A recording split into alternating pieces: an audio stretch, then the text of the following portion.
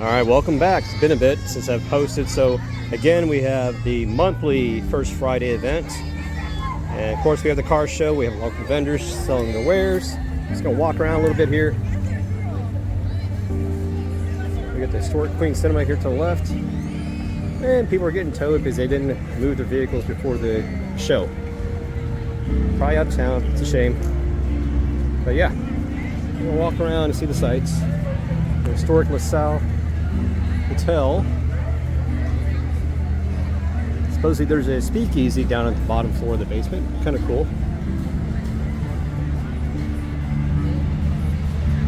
If you wanted to pause, you can read that.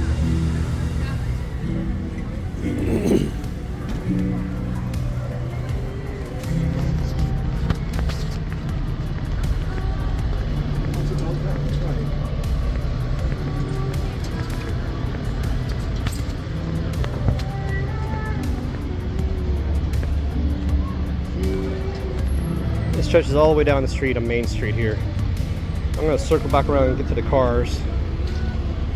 So I did park my 280ZX on the right hand side, and lo and behold, Tim pulled up in his 1970 orange Series 1. So we're going to ask him some questions here shortly about it. I met Tim a while back at another car show, probably 4 or 5 months ago.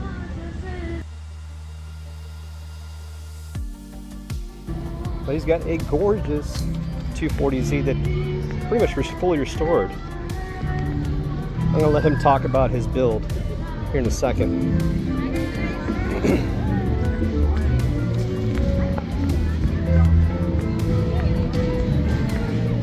Now this will get packed as the night progresses.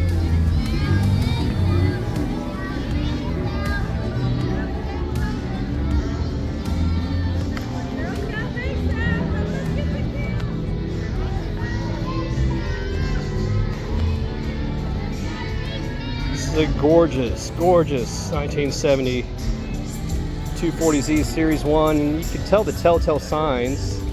I'll let Tim explain it because there's so many things that make this set apart from a normal 240Z and a Series 1. So Tim, how you doing? Welcome. Good to see you again. Let's talk about your beautiful build here. Tell me what sets this apart from other 240Zs. Well, it's a Series 1 built in 1970. The first generation cars were the lightest, best horsepower to weight ratio of all the cars. A lot of them went into racing and didn't survive. I'm fortunate that this was my mom's daily driver since about 1977 or so. And so it's been in the family ever since. I've had it about 15 years. Trying to keep it as original as I can. Really a time capsule car. It's got the original motor, original trans, 109,000 miles on it. The interior is original. Even the driver's seat is the original vinyl. And it is just an awesome car. Wow. And you can tell the Series 1s because of the markings on it. A lot of them, some people know they have the Z with a little circle emblem right here. This actually says 240Z across it.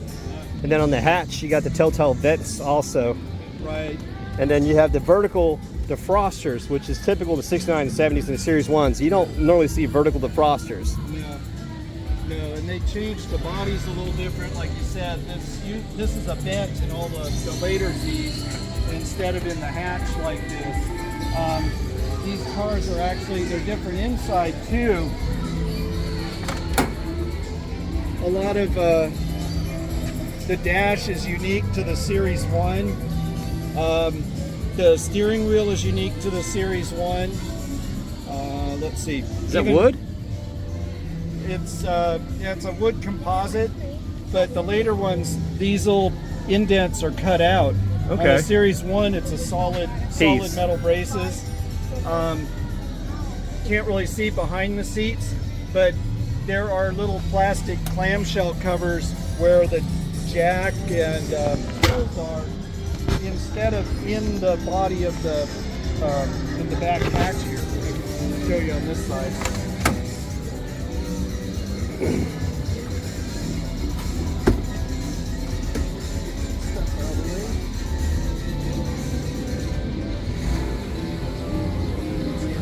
toolkit's all back there.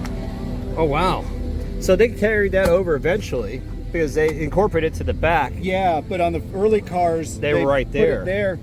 And Interesting. These bodies are actually a couple inches shorter lengthwise than the later Series 2 cars.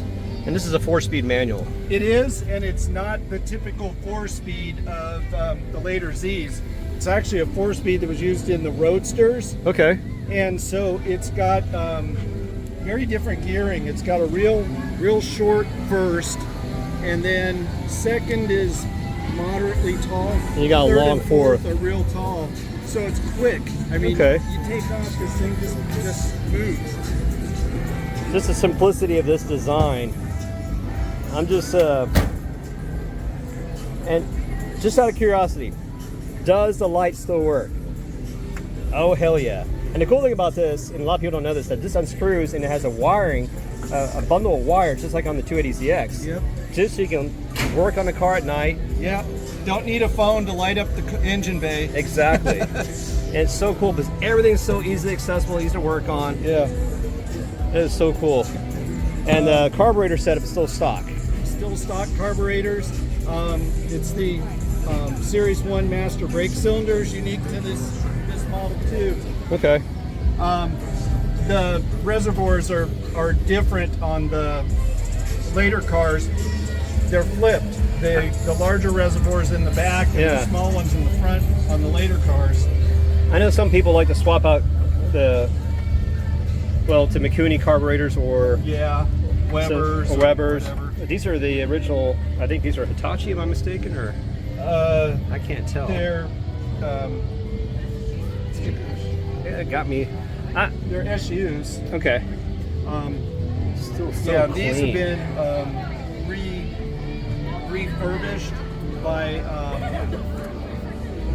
what are they called? I think it's C Therapy in Oregon. Okay. They rebuild them to better than new status. And these are the rims that came with it originally? Well, they originally came with the thin steel wheels Yeah. and the honeycomb hubcaps. Yeah. But when we got it, these were the rims that were on it, and they've stayed on it ever since. Well, it's beautiful. So I'm looking at the comparison between this first gen and the second gen. They both have the L series, L24, L28. But man, this thing is so much heavier than yours. I mean, Yeah. mine's literally I hate to say a fat pig with a turbo. It's more of a Grand Tour. Yeah, it is. Where this is a sports car. That is correct. And a lot of people make that comparison. And I hated that fact so much that I went to extremes to stiffen up and change this into a sports car. Yeah. Because it had that boat feel, while this had the sports car feel. Oh yeah, Because it's I've had responsive. S30s before, and I've had S130s, but I really want another S30, but not a Series 1. I want a 78. I want that 5-speed goodness. Yeah. But these are so pricey right now. Yeah, I was fortunate that, it was pricey when my mom bought it because they sold new for $3,500. I know, right? And in '77, she paid $5,000 for it. Yeah. It had 36,000 miles on it. Yeah. Yeah. Thank you. And sorry. Oh, that's fine. No, you go ahead. Go ahead. So yeah, they've appreciated it a little bit since then. Well, cool. I'm glad I was able to catch you today, and I'm glad I at least got a little bit of backstory on this gorgeous vehicle. I'm probably going to cut it out for right here and enjoy the rest of the show, and I'll come back and talk to Tim more about this vehicle later. But like and subscribe if this is the end of my video. If not, I'll touch base with you a little bit later. But there we go.